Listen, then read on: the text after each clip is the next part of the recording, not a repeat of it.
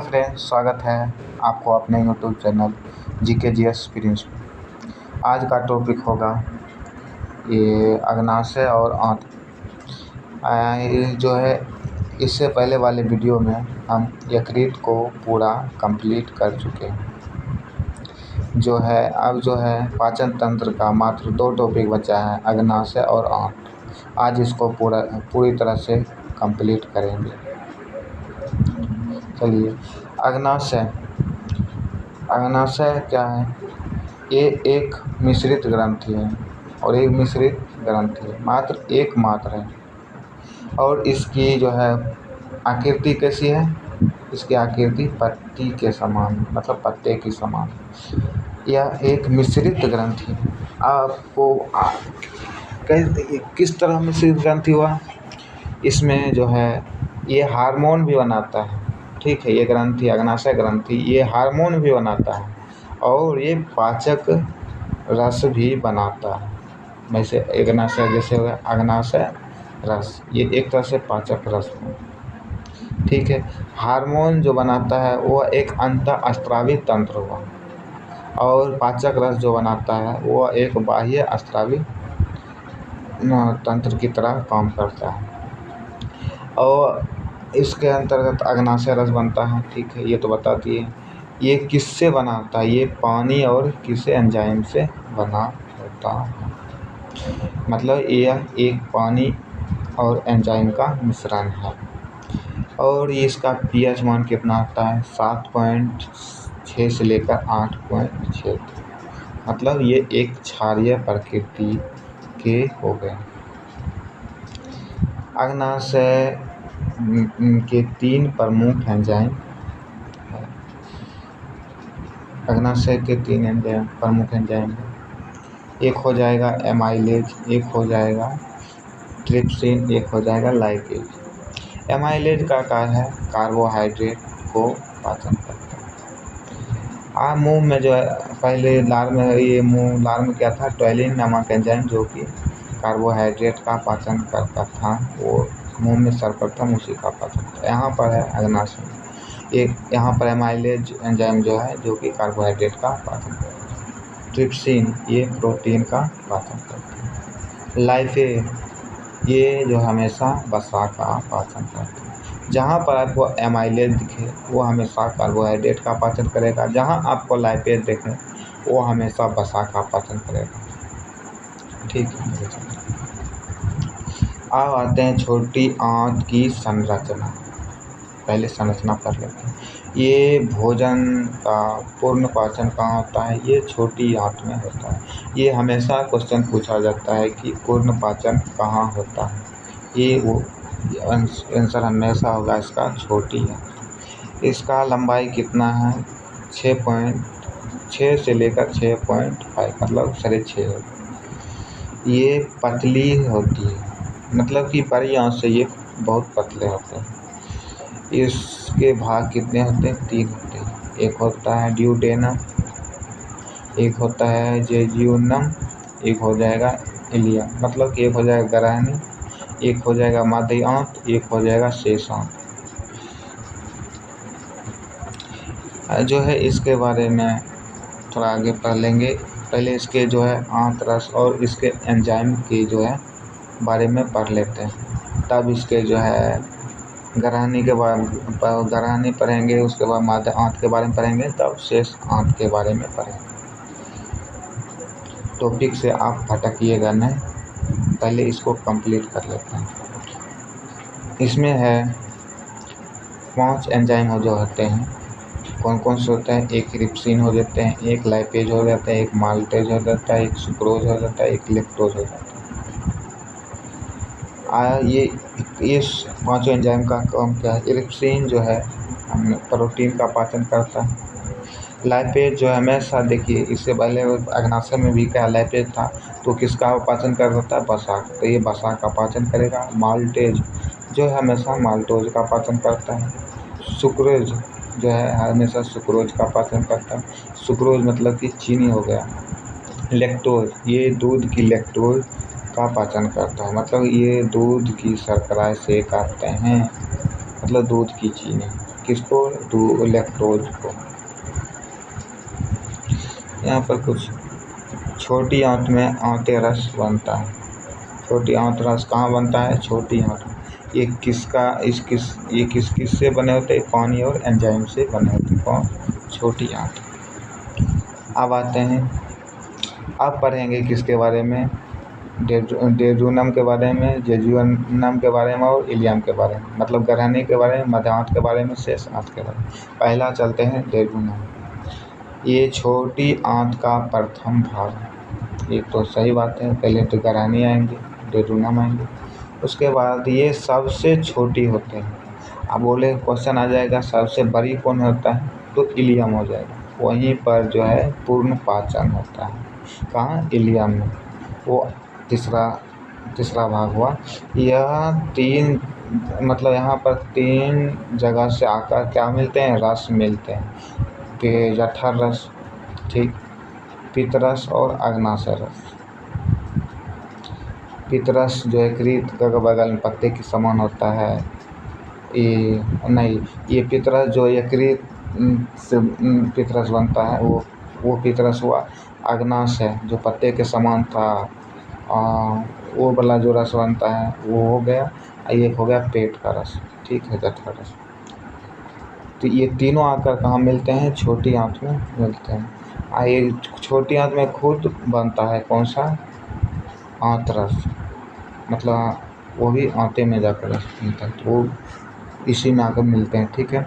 उसके बाद हो गया मध्य आंत। छोटी आंत का मध्य भाग कौन सा हो गया? मध्य आंत। यहाँ कोई रस नहीं गिरते हैं, ठीक है। यहाँ ग्रहणी तथा शेष आंत के मध्य भाग, मतलब कि ग्रहणी फर्स्ट जो था डेड्यूनम और शेष आंत मतलब इलियम का ये क्या है? मध्य भाग। ये भोजन को छोटी आंत से अंतिम भाग मतलब कि इलियम तक पहुँचाने का काम किसका है? काम मध्य आंत का। अब आइए छोटी आंत और पाचन मार्ग का आरेख, ठीक है। छोटी आंत में कौन रसांगुर होते हैं? कहाँ? छोटी आंत के इलियम में। उसका आरेख भी देख लेते हैं। तो छोटी आंत का अंतिम व सबसे लंबा भाग, बोले ना सबसे छोटा भाग कौन सा हो गया? डेड्यूनम, जो कि सबसे छोटा भाग है, और इलियम सबसे लंबा भाग, ठीक है, मतलब शेष। इसकी लंबाई कितना है? 2 से 3 मीटर। 2 से 3 मीटर ये मात्र शेष आंत का इलियम हो गया। इसका आंत का कितना कुल था? 6 से 6.5 मीटर, जो कि 2 से 3 मीटर यही कवर कर लिया। भोजन का इसका काम क्या? भोजन का अवशोषण कहाँ होता है? छोटी आंत के इलियम। और यहाँ कौन सी संरचना पाई जाती है? उंगली के समान संरचनाएं पाई जाती है। देख लीजिए ग्रहणी कहाँ से कहाँ तक। ग्रहणी जो है ये देख लीजिए, ग्रहणी हो गया। मध्य आंत देख लीजिए यहाँ से यहाँ से, ठीक है। तकर बाद ये हो गया छोटी आंत, ये रहा उंगली के समान संरचना हो गया, जिसे रसांकुर कहते हैं। रसांकुर का संरचना आकार देख लीजिए। इसके इंग्लिश में भिलाई कहते हैं, ठीक है। इसका आकार 2 तरह से होता है। एक होता है पोषक पदार्थों का अवशोषण करना। एक पोषक पदार्थ को, जितने भी खाना से पोषक पदार्थ होगा उसको अवशोषित कर लेगा। ये अवशोषित करके सतही क्षेत्र को क्या कहता है? बढ़ाता है। इसमें उपकला तक पाया जाता है, ठीक है। इसमें होता है शिरा और इसमें होता है धमनी।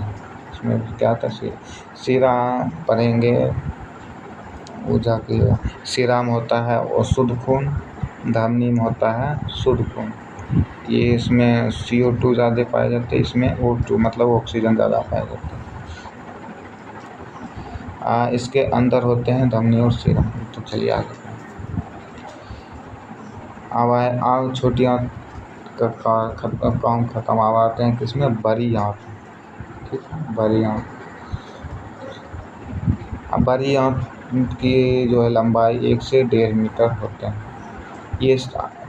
इसकी चौड़ाई अधिक होता है। छोटी आंत क्या होते हैं? पतली होती है। इसमें भी होते हैं 3 भाग। एक होता है सीकम, एक होता है कॉलम, एक होता है रेटिकुलम, जिससे मलाशय मतलब कि टट्टी जिसको कहते हैं वो निकलते हैं। सीकम ये बड़ी आंत का पहला भाग होता है।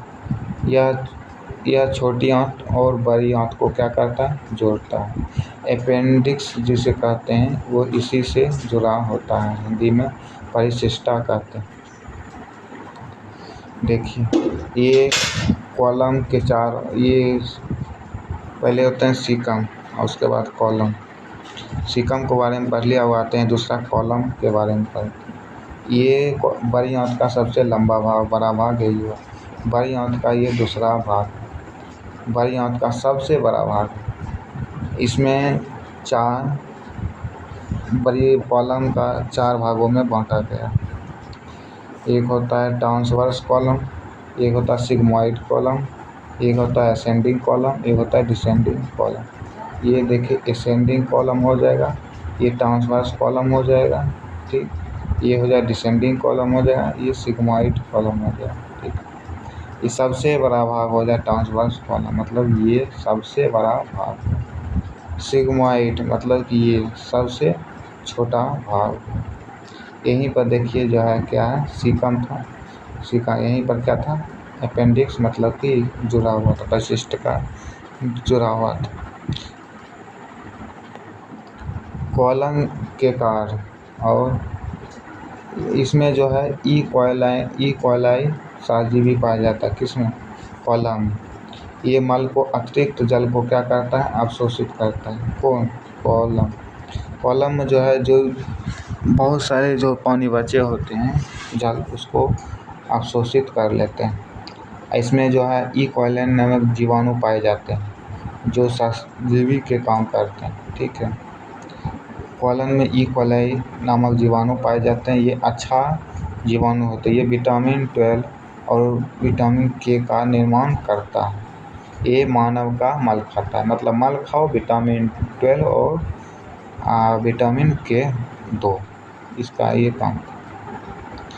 ये मानव और ई कोलाई जीवाणु दोनों क्या करता है, सहजीवी का संबंध बनाता है। जल अवशोषण और पैथोलॉजी।